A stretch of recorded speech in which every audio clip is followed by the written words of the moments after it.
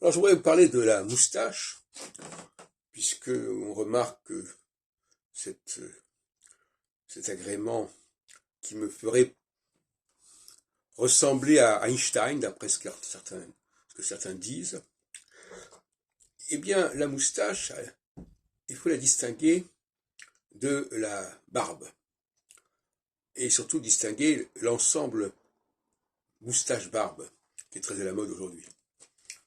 La moustache, c'est justement la dialectique de la présence et de l'absence.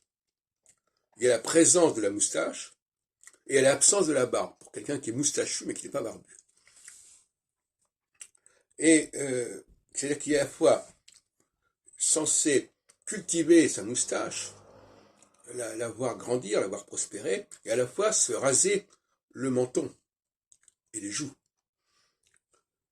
Donc présence de la moustache et absence de la barbe, c'est une dialectique que j'ai beaucoup développée, notamment en ce qui concerne la langue française et les marqueurs de genre. La langue française développe un sens aigu de la dialectique de la présence et de l'absence. Puisqu'il y a certaines lettres qui ne s'entendent pas en français, dans certaines situations, donc qui sont dans l'absence.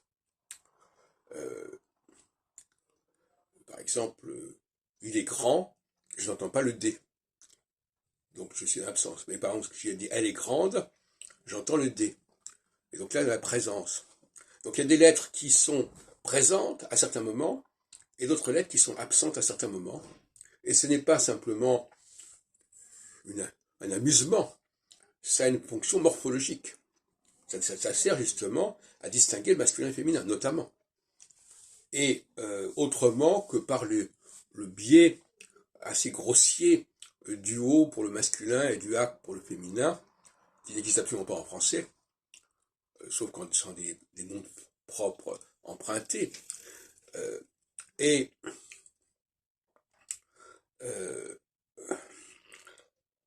en latin, on n'a pas non plus cette dialectique présence-absence, puisqu'on a les finales en US pour le masculin et en A pour le féminin.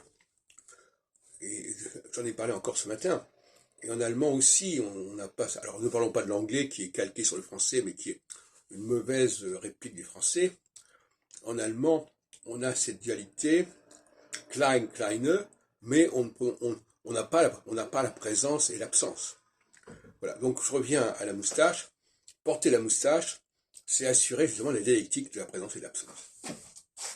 Alors que celui qui porte tout, la moustache et la barbe, il n'est pas dans cette dialectique.